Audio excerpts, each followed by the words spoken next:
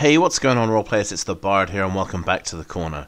So you guys are probably well into your 2019, and hopefully you've had a great time so far slaying dragons and completing quests. So I've quite enjoyed doing the eternal quest that is this YouTube channel, and we're vastly approaching the 4,000 subscriber mark, which is quite the achievement for me. And while it may not be very much to a lot of other people, I personally consider it quite the milestone. And in celebration of said milestone, I want to give you guys a little gift. So some of you already know that I recently ran a Kickstarter not all that long ago.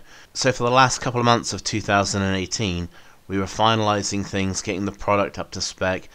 As you can see here, we've been packaging the product to send out all over the world, and it's just been a pretty hectic and chaotic few months. But despite all that, it's really been a lot of fun, and we've definitely learnt a lot. So we've done our pre-production run for Kickstarter. So everything's already been sent out, and I know a few of you have backed the project, and those of you that did, hopefully you've got it by now, and hopefully you're enjoying it too. So overall we did quite well on this. We got almost 400% of what we initially asked for, so it turned out really well for us. However, there are little things that we want to change about the format. We'd like to condense it down, streamline it a little bit, just to make it a bit more visually enticing and a bit more user-friendly as well.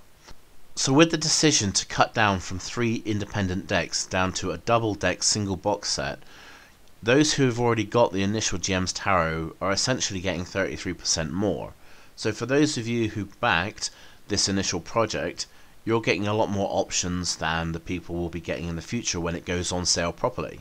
But at the same time, I understand how frustrating it can be to see something you think, oh, I'd like to have a crack at that, but you miss out because you just didn't get there in time. So I figured, what the hey, why not run a competition and give people a chance to get their hands on a copy of the GMsTarot as well. However, for those of you who are new to the channel and you don't know what I'm talking about, well, I'll give you a quick example. So what we did was essentially to make an adventure builder, something that could randomly generate, using various different methods, all kinds of single encounters, potential adventures, or even potentially a multitude of adventures by giving overarching themes about what you could apply to your games and how you could progress them in the future. So if you're stuck for trying to think of what to do for an adventure or what to do for a particular night's game session, then it might be worth sticking around, as I'm going to show you a few ways that I like to use the cards to help build adventures and encounters and other scenarios. So I'm going to show you some variations that work in a similar way to a tarot draw that you can use these cards for, that allows you to build adventure scenarios or even just use them as some kind of in-game fortune telling aid. So we're going to start off with my preferred method for making up single encounters, and that's going to be the standard 3-card draw. So separate your cards out into locations, encounters and hooks, shuffle them up, and let's get started. So if you need a starting adventure, I'm going to go with a wilderness deck, and this is a simple 3-card draw. I've already pre-shuffled these, so I don't know what's coming out. So our encounter location will be an abandoned campsite. At that abandoned campsite, they will find a dying militiaman. Interesting. And the twist in the tale is pestilence. So perhaps this is what's going to get your adventure rolling. Perhaps he's dying but due to pestilence. Everyone else has abandoned the campsite. That's a very interesting way to get an adventure started. Okay, so you've already seen a 3-card draw. Now something I like to do for adventures is to use all 3 decks and then come up with what is essentially a variation of the Tarot Celtic Cross. So we're going to start with an urban location, an illicit gambling den, and we'll have a problem. We'll take a general hook, Lure of the Forbidden. Something in the past. Perhaps a general location is relevant. The monastery. Okay.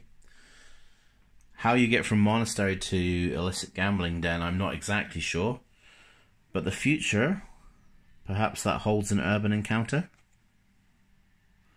A cult escapee. Now that's very interesting. So something's already forming. So what's on their conscious mind at the moment? We'll go with a general hook, the sounds of celebration. So this is the immediate, what's relevant at the moment. So perhaps we've had our initial 3-card draw, the dying militiaman at the campsite, and there's some pestilence. Perhaps it might be a poison or something, and that could be related to what's going to happen in the initial adventure. The underlying, however, we're going to go with a bit of an abstract theme. We'll go with a urban location. Construction site. Okay, so that's starting to come together. Moving on, the player's influence. Let's go with a general hook. The stench of death hangs in the air. Well, outside external influences, I'm going to go with a wilderness encounter. The lone knight, perhaps he's heard of this and is trying to stop it himself. Moving on to what would typically be hopes and fears, so urban hook. Friends become enemies. Very curious. And to cap it all off, the far future, or the final outcome, wilderness encounter. The survey crew. Interesting if you combine it with the construction site. So we've got an illicit gambling den in a monastery. How unusual. So there's the lure of the forbidden. Perhaps something really taboo is going on in there. There's the sound of celebration. Perhaps that's what initially alerts the players to the monastery is perhaps a problem. There's the cult escapee. Perhaps they know something about what the funds that the gambling is going to be used for. Is going to be placed here in this construction site. Is going to be used to build. Maybe it's an altar to a demon or a devil or something. So that could be a thing. In the future, the survey crew is coming in, so perhaps you want to prevent that, because you don't want them building this. Friends become enemies. Perhaps your players get caught up in the illicit gambling as they're trying to infiltrate, so perhaps someone thinks that you've been corrupted, so that would be an interesting excuse to go after the players. The lone knight also comes in, having known that this is going on. He's going to try to do something about it himself. Perhaps you initially team up with the lone knight, but he becomes your enemy, thinking that you've been influenced by the cult. And of course, the stench of death hangs in the air.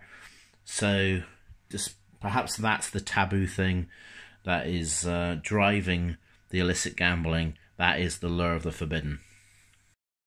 So we've done an initial encounter, we've done an initial adventure, but if we're going to do a whole running campaign, so there's another thing that I like to do, and it's a horseshoe spread, which gives me a general idea of how the theme of the campaign is going to evolve.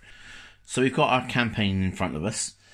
Now it looks like it's mostly going to be either commerce, or it's going to be very combat focused. So that's going to be the underlying thing. The underlying theme is going to be either commerce, or it's going to be conflict.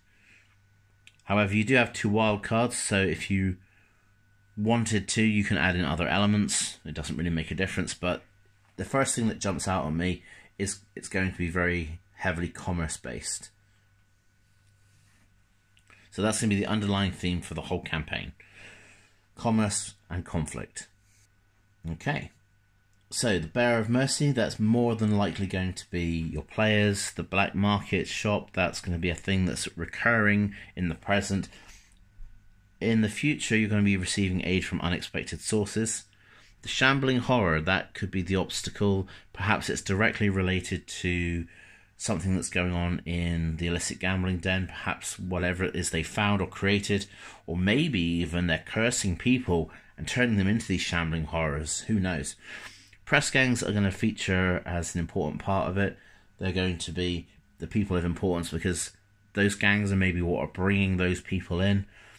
Pestilence is a thing. Perhaps they're related to the Shambling Horrors. So something that's going to be something that's left in their wake.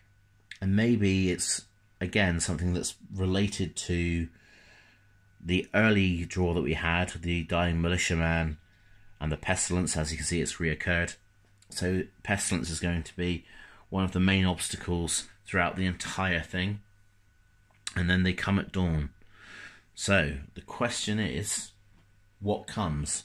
Is it your salvation, or is it when these gangs and cults have got finally what they want?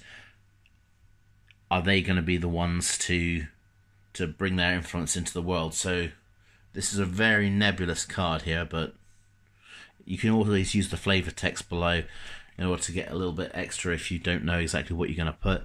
So let's see here. You know they are there, just out of bowshot, or you aren't getting out of here easily, so it's best to hunker down and let them come to you. So maybe this has been happening in such secrecy, a big phantom menace, if you will, that no one's aware of it, and everyone's going to have to suffer the consequences if you can't stop them. So that's entire towns, villages, maybe even whole countries that are going to suffer because of what's been going on in secret. So that's the initial version of the GMsTarot, and it's just a way to get your creative juices flowing. If you're really stuck for an idea, or someone lands you in it at the last minute and they need you to do a quick game, just whip out the decks, shuffle up the cards, and then just draw out whatever kind of game you're going to do for the night. Ultimately, we're pretty pleased with what we've come up with. Something that you can use for one-shot events, or something you can use to build entire long-running storylines. Regardless of what you want to use them for, if you want to be in with a shot for getting your hands on some decks, then make sure you're subscribed to this channel, like the video, and leave a comment with the hashtag GMsTarot. Also, if you want to keep up to date with things like the GMsTarot and all the other products that we're considering and making, then you can follow us on Twitter at @TrinityKStudio. Come check us out. We're making all sorts of new games, coming up with new adventure ideas, just trying to get our own stuff out there. Again, if you want to be part of the competition, like this video, make sure you're subscribed, and leave a comment with the hashtag GMsTarot. Also, if you want to get your friends involved, it would be great if you share the video around. Not only does it help them get a chance at the competition, but it also helps the channel to grow as well. We'll run this competition for about a month to get as many names in as we can, and then once we've got all the people who want to be a part of it, we'll do a random draw, and the lucky recipient or recipients can get their hands on this awesome prize. Thanks to all the subscribers, both new and old, who spent their time watching the videos, commenting, having interactions. It's been really great so far, and I hope to continue doing it in the future. And with all that being said, I will see you guys next time at the gaming table.